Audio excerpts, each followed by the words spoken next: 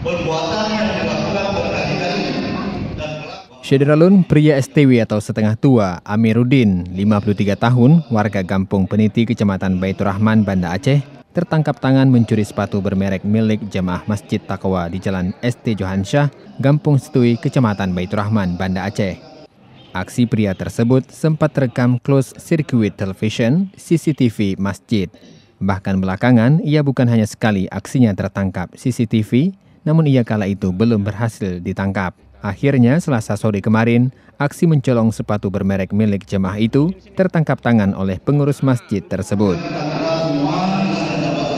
Dari Banda Aceh, Misran Asri, Serambi On TV.